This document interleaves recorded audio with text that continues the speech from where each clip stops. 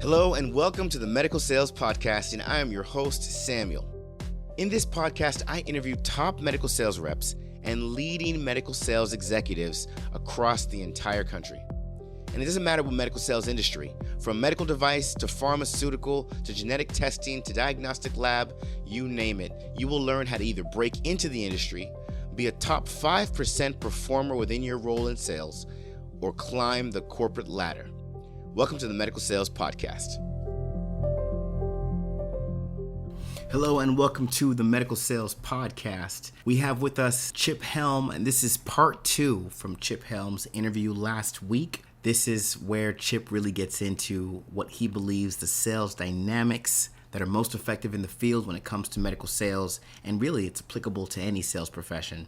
So make sure you tune in, and he also talks about what led him to become a #1 best-selling author. Again, this is Chip Helm, part 2, and we really hope you enjoy the rest of the interview. Well, one thing I forgot to mention about complacency. If you treat every customer the same, when I say this, I mean this. It doesn't matter if they buy $1 million from you. It doesn't matter if they buy $10,000 from you. It doesn't matter if they buy $1 from you. If you treat every customer the same, you won't get in that complacency stage. It's where people are only going to do this for this physician or do this there. But if you treat everyone the same and everyone is worth the same amount, you're not really going to become too complacent. Okay. So you were a manager, and then you decided to do some different things, and you either went into the government side after you were a manager or something else before you went into the government side? No, just went over to the government side because I'm so used to the commercial side. I think any leader today in the medical industry, manager or people or whatever you want to do, you really got to understand there's two sides of this coin. You got the commercial business and you got the government business. Well, the government is bigger than you think. It's the largest health system. It's larger than Kaiser.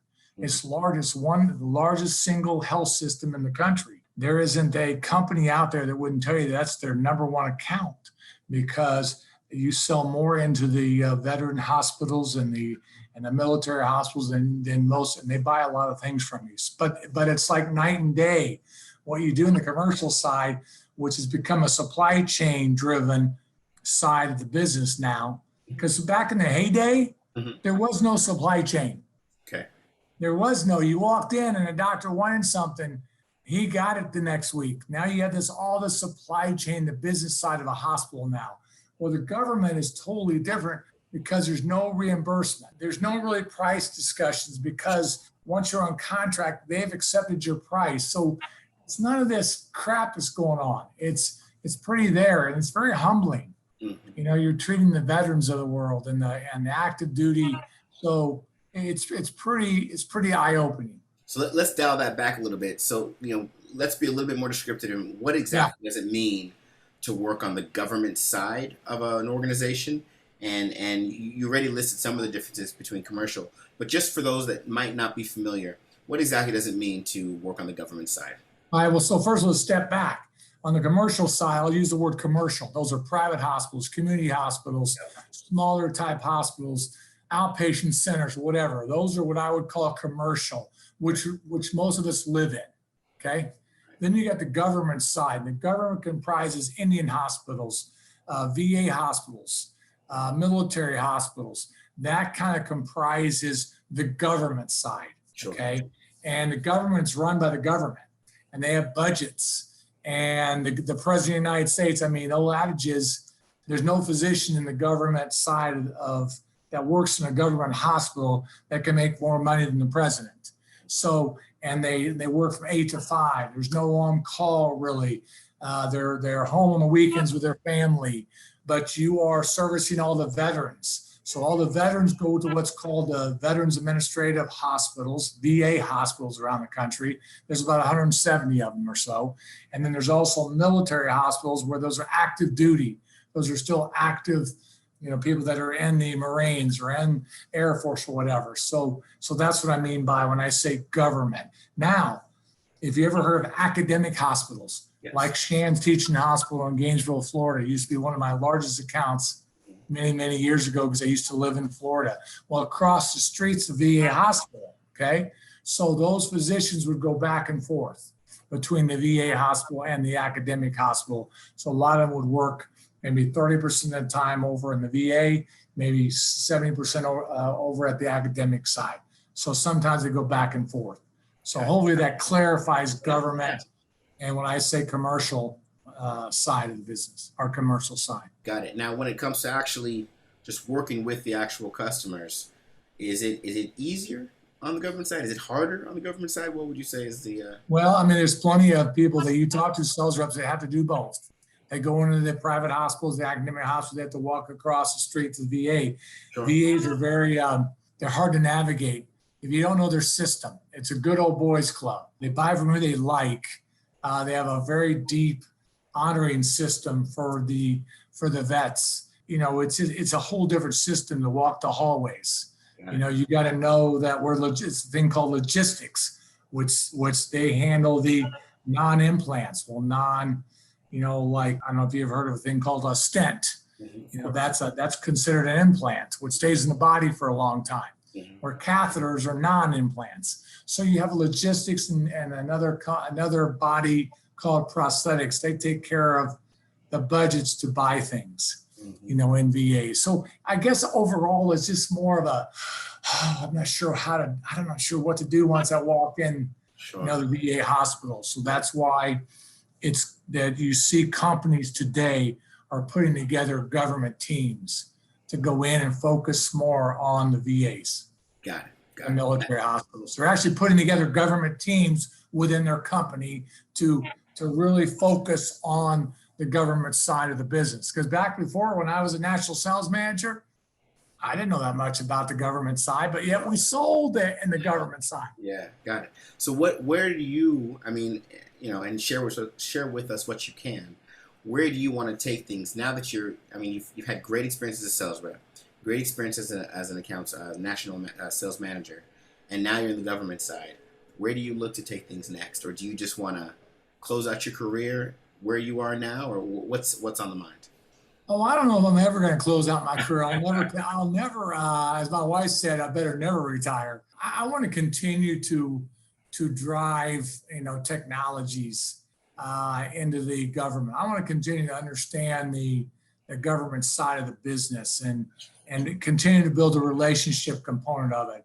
But it doesn't mean that I still love teaching and speaking around the country. And I am in beginnings of writing my third book. So there's other things I would call like side hustles that I love to do. I love my day gig, and I'll never just go off into the sunset until I decide to do something different. Chip Helm only does it one way. That's 150%. I'll take it. That's in my DNA. Sure. I can't do it any other way but give it everything. And so, you know, if you ask me, have I slowed down after 36 years? No, not really. Got more aches and pains, and it's tough getting old, but I don't, my juices are still there, and I still do things, and I'm still kicking a lot of people's butts, probably who are half my age. Yeah. Hey. Okay. So you mentioned you have a wife, and you mentioned these books that you're writing. You know, one thing I like to highlight with people that are in this industry is what does their personal life actually look like, as far as how are they able to manage their career and what responsibilities do they have as they were managing it. If you could share with us what the family dynamic is for you, and then what led you to write your first book. Well, I mean, I'll bring it all together. All right. About 10, 12 years ago, my kids and I are around the Christmas tree, and I said something stupid. I said, darn, I think I've learned a lot over the last, 20 plus years. I think I could share this and put it down into a book. Well, heck, every year thereafter, Christmas, Dad, where's your book? Where's your book? They held you accountable. Dad, you haven't written your book. I got so tired. I wanted them to get off my freaking wrote the book ASS or my butt.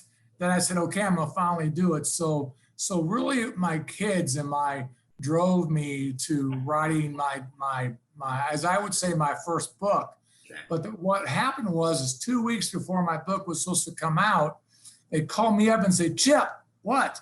You're going to birth 2 books. You're having 2 babies. I go, what are you talking about? I'm having 2 babies. He says, well, there's so much good content, and we believe that we can one kind of follows the other, and we're just going to bring out 2 books at one time. I said, are you crazy? But I did have one requirement. I wanted to be what I call airplane reads. Okay. I want to be able to, if you get on the plane on the East Coast and you fly the West Coast in about 2 hours, you can read one of my books. Okay. So that's what happened. Both books are about, one's everyday sales wisdom for your life and career. And I think the other one's like bigger than sales, how humility, believe me, humility connected to sales, and relationships build a life career. And so both of them kind of complement each other, but they're airplane reads. And at the end of each chapter, there's work, there's homework. Yeah. So I did it hoping this was a resource that's kept up on the shelf and to be looked at. So now to step back, and I'll take a deep breath. My kids, which drove me to do this, well, my oldest is an orthopedic surgeon resident at UT Houston currently. My daughter, who I'm here with in Dallas right now, where she had to have a medical procedure in the last couple of days. She's a veterinarian. She just graduated as a veterinarian from Purdue University. And my last but not least, who played football at Ball State, and they won that MAC championship last year. Went out to Arizona and won the bowl game.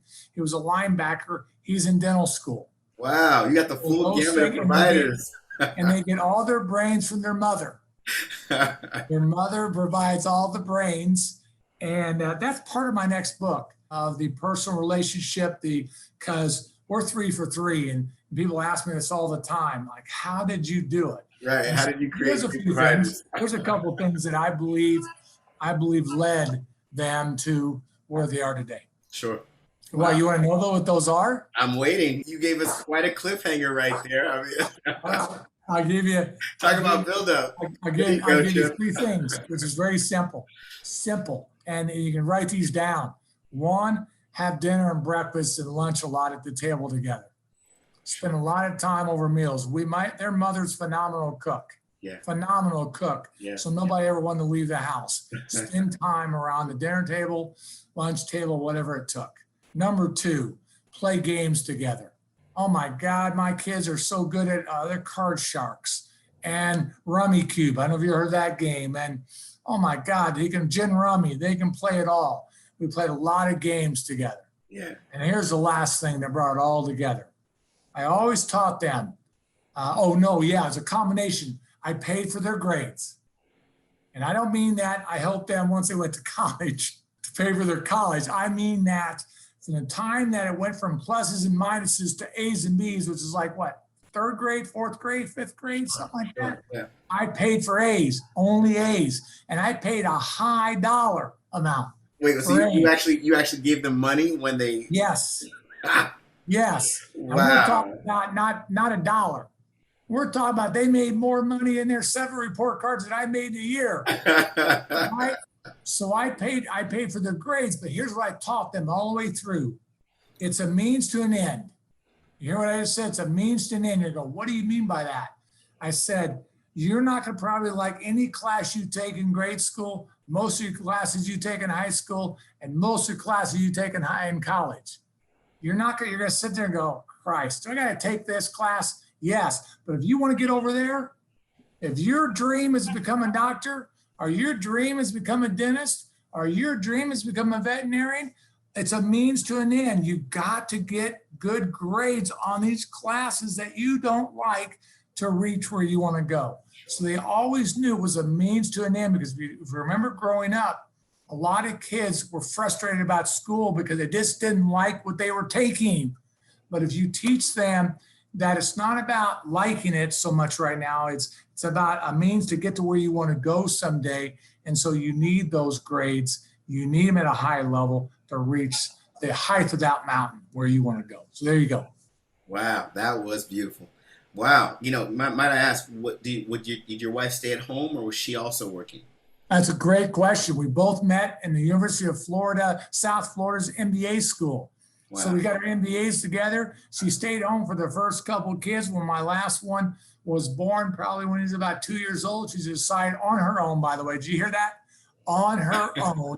Her husband, which is almost 30-year anniversary coming up March of 2020, did not force her to stay home.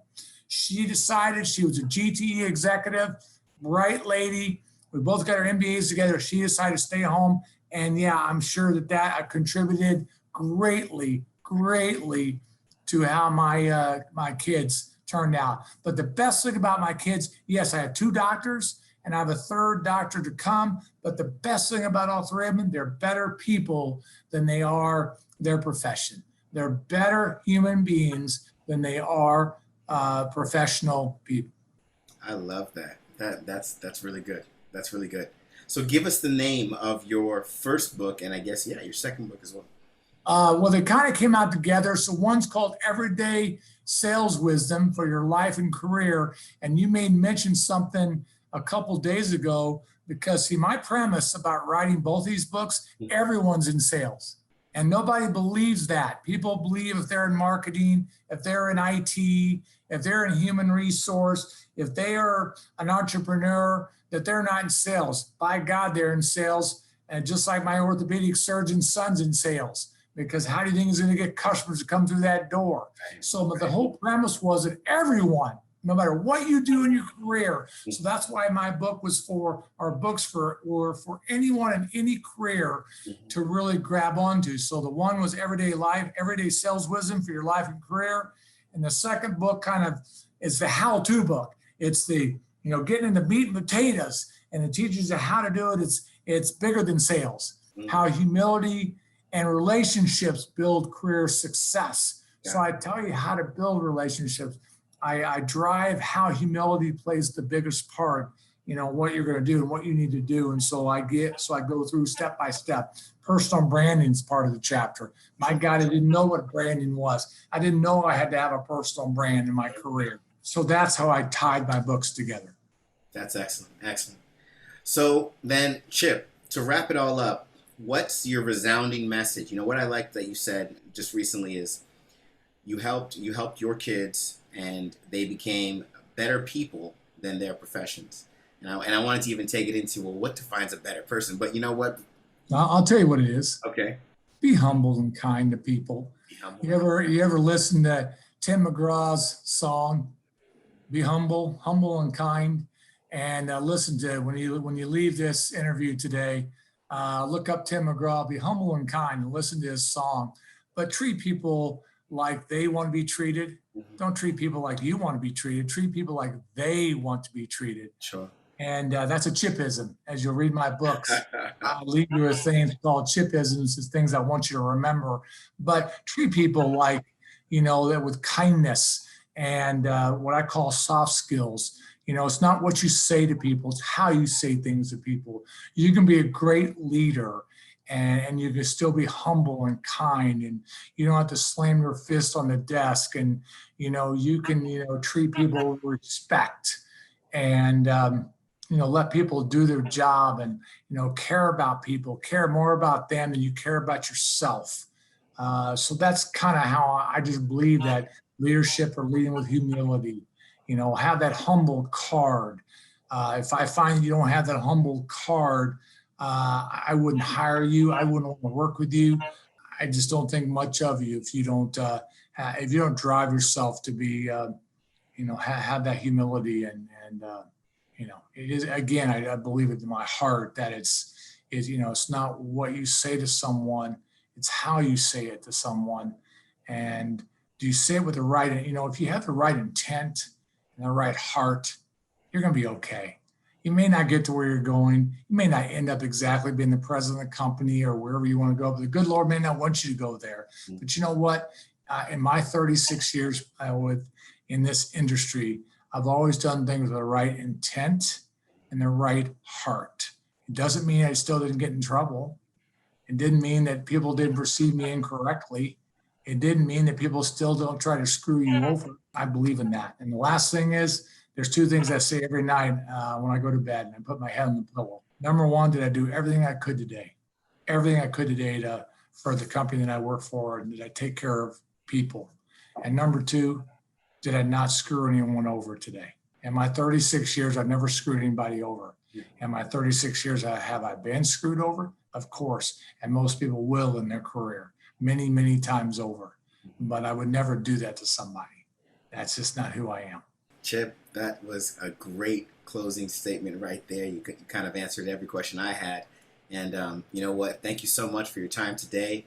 for everybody listening, make sure you check out Chip's books. We have the links right there off of this episode from the website, or if you're on iTunes, you can click it from there.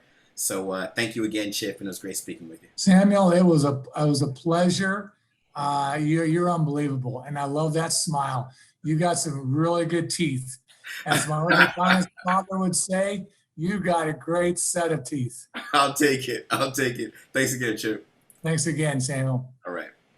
And that was Chip Helm. Make sure you get his book, Bigger Than Sales. You can find his link right there from the podcast, especially if you're looking on iTunes or visiting it from our website. Get his book, Bigger Than Sales. As you heard, Chip has so much experience. He has so much value to offer, and he wants you to listen so you can learn how to enhance your own career. So get his book.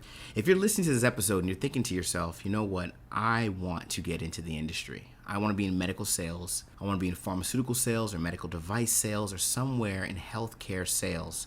Then you need to make sure you visit evolveyoursuccess.com, select Attain a Medical Sales Role, fill out our application, and allow us to connect with you and help you get there. If you're someone that wants to improve your sales performance, you're in medical sales and you're saying, you know what, I know things can be improved, I know things can be better. Or maybe you're someone that wants to brand yourself through social media and really just create your own professional brand, be an extension of your company, really get your name out there and get more visibility with the right people. Then again, visit evolveyoursuccess.com and select Improve Sales Performance and select one of our programs. We have a LinkedIn program and we have a sales performance program that can really help you get to where you want to go. As always, thank you for listening to the Medical Sales Podcast. We do our best to bring you guests, and we try to bring it to you every single week. We've had a little bit of a hiatus. Our organization is growing. We're doing a lot of different things, but now we're back bringing you these episodes that you can listen to, learn from, and giving you the opportunity to develop your own careers. So make sure you tune in next week for another episode. I hope you enjoyed today's episode. And remember, I have a couple programs that show you exactly how to break into the medical sales industry, become a top-performing medical sales professional, and also how to masterfully navigate your career to executive-level leadership. Check out these programs and learn more at evolveyoursuccess.com. Stay tuned for more awesome content with amazing interviews.